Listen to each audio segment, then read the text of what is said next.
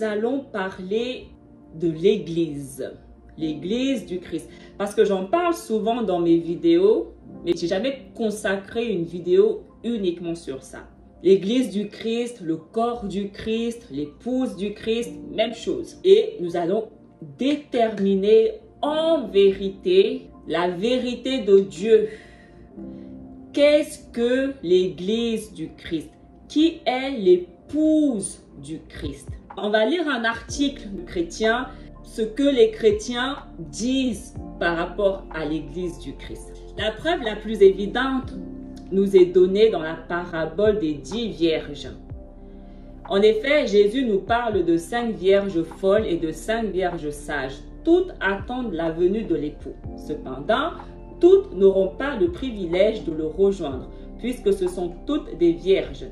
C'est que cette parabole concerne la même catégorie de personnes. Des chrétiens qui attendent avec foi la venue de Jésus. Si cela n'avait pas été le cas, il aurait été question de 5 vierges et de 5 prostituées, par exemple, afin que les destinataires du message ne soient pas confus. Il ne peut non plus s'agir d'autres groupes religieux, car seuls les chrétiens qui ont l'Apocalypse et le reste du Nouveau Testament savent que Jésus est l'époux et sont donc les seuls à l'attendre. Il ne peut pas y avoir différentes catégories de personnes dans le corps et donc l'épouse du Christ. Parce qu'une épouse, c'est une épouse, d'accord? Donc c'est la même catégorie de personnes. Donc déjà, nous sommes d'accord sur ce point-là. La même et unique catégorie de personnes. Et les chrétiens disent que cette catégorie de personnes, c'est eux. Dans toute l'histoire de l'Église, il y a toujours eu des chrétiens charnels et des chrétiens spirituels, des vierges folles et des vierges sages. Au début de l'Église, Paul en était déjà témoin. En outre, dans le livre de l'Apocalypse, au chapitre 19 et au verset 7 à 9, il est question de 2 entités qui participent aux noces de l'agneau. D'un côté, épouse et de l'autre, les invités. Heureux ceux qui sont invités au festin des noces de l'agneau. Dans un banquet de noces, l'épouse qui a une place privilégiée n'est bien sûr pas assimilée à ceux qui ont été invités, les conviés. Cela implique cependant que même les chrétiens qui auront été charnels, mais qui se seront repentis après l'enlèvement de l'épouse dans les airs, seront sauvés, ils ressusciteront lors de la deuxième venue de Jésus sur la terre. Je suis désolée, je suis obligée de rigoler à ça. Pardon. Reprenons. Donc la Bible nous dit qu'il y a les invités et il y a l'épouse. Et les chrétiens, ils disent que l'épouse, c'est eux, ceux qui sont enlevés avant la tribulation, et que les invités, ce sont le reste des chrétiens qui sont restés, mais que pendant la tribulation, ils se sont repentis et ils ont été sauvés. Ça, c'est la version chrétienne. Dans leur église, il y a des tâches, il y a des sages, il y a des folles, il y a des charnels. On trouve dans tout dans leur église, d'accord? Éphésiens 5. Marie, aimez vos femmes comme Christ a aimé l'église et s'est livré lui-même pour elle, afin de la sanctifier par la parole, après l'avoir purifiée par le baptême, afin de faire paraître devant lui cette église glorieuse, sans tache ni ride, ni rien de semblable, mais sainte et irrépréhensible. L'église du Christ est sainte et irrépréhensible. Est-ce que l'église des chrétiens est sans tache, sans ride, sainte et irrépréhensible? Les chrétiens, ils ne lisent pas l'Ancien Testament. On n'est plus sur l'Ancien Testament, nous sommes sur le Nouveau Testament. Donc, ce qui est écrit dans l'Ancien Testament n'est plus en rigueur. Non. Jésus est la parole de Dieu.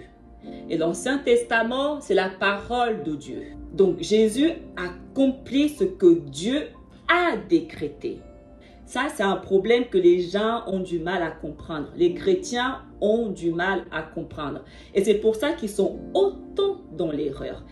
Qu'est-ce que Dieu a décrété que Jésus est venu accomplir concernant l'Église? Vous ne lisez peut-être pas l'Ancien Testament, mais il y en a qui lisent l'Ancien Testament. Ésaïe 50. Ainsi parle l'Éternel. Où est la lettre de divorce par laquelle j'ai répudié votre mère? Ou bien, auquel de mes créanciers vous ai-je vendu? Voici, c'est à cause de vos iniquités que vous avez été vendus. Et c'est à cause de vos péchés que votre mère a été répudiée. Qui était cette mère que Dieu a répudiée? Israël.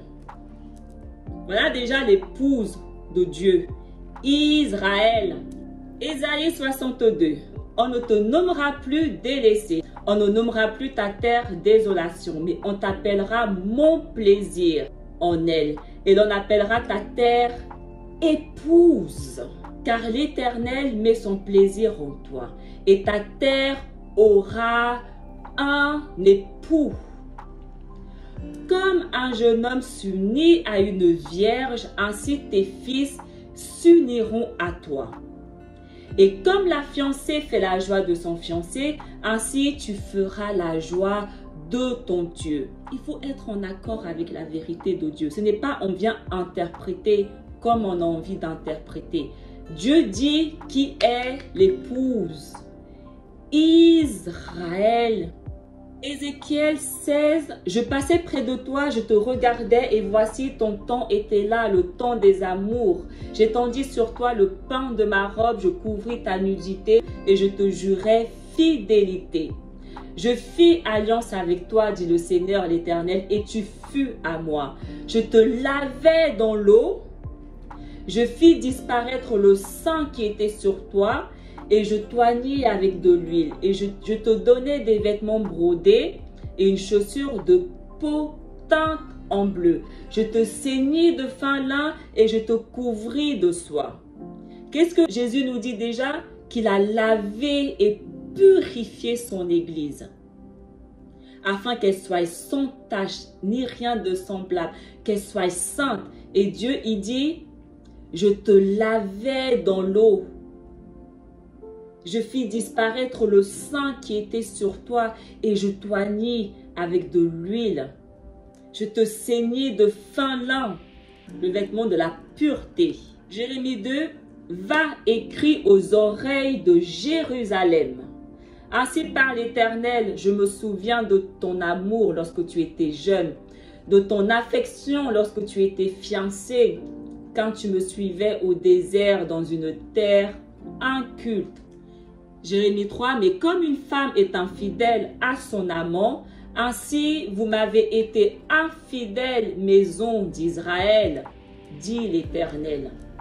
Jérémie 3, verset 12-14. Va, crie ces paroles vers le septentrion et dis, reviens infidèle Israël, dit l'Éternel.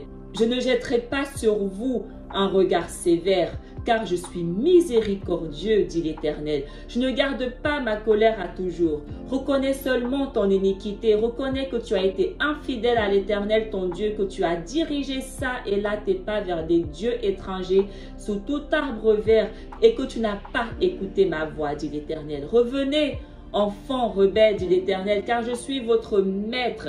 Je vous prendrai un d'une ville, deux d'une famille, et je vous ramènerai dans Sion. Satan se déguise toujours en ange de lumière. Les chrétiens, ils disent que nous sommes tous les Israël spirituels. Ce n'est pas biblique.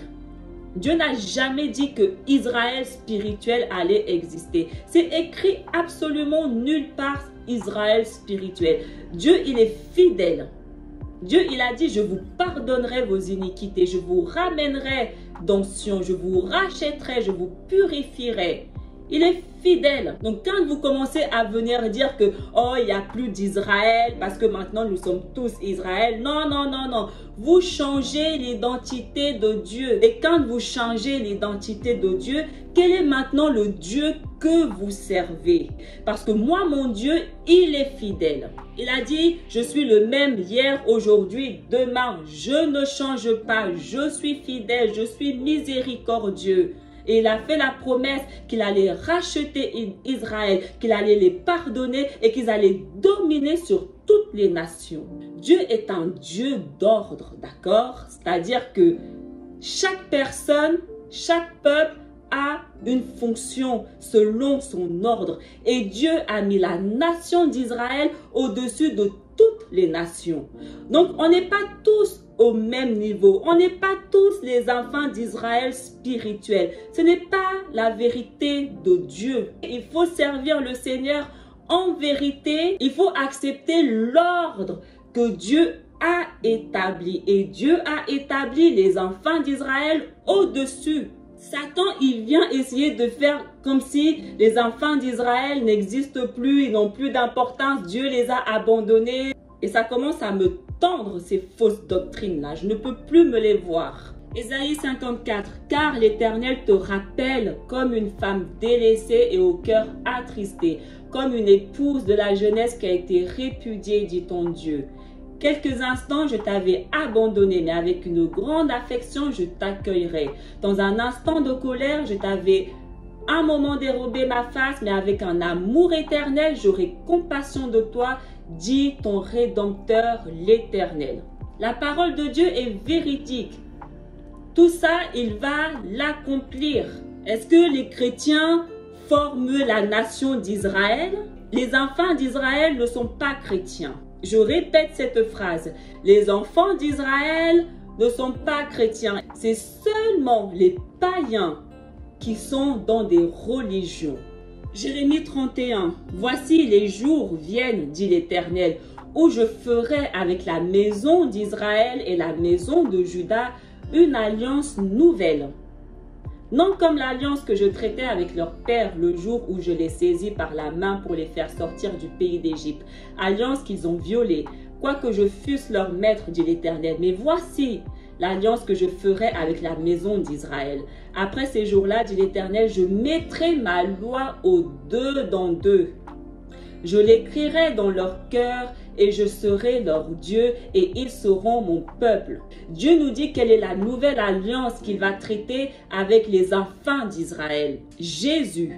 Jésus, il est venu pour les enfants d'Israël. Il le dit, son épouse. Osée 2, verset 16. En ce jour-là, dit l'Éternel, tu m'appelleras mon mari et tu ne m'appelleras plus mon maître.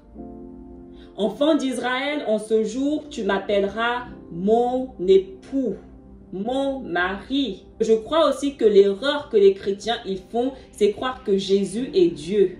Quand j'étais une nouvelle convertie, j'ai moi-même dit et cru que Jésus était Dieu. Jésus n'a jamais dit qu'il était le Père, il n'a jamais dit qu'il était Dieu, il a dit qu'il était le Fils de Dieu, d'accord? Jésus n'est pas le Père, il est notre Seigneur, il est notre Sauveur. La parole dit que nous devons le servir de la même manière que nous servons le Père, parce qu'ils sont liés. Matthieu 9, verset 15. Jésus leur répondit, « Les amis de l'époux peuvent-ils s'affliger pendant que l'époux est avec eux?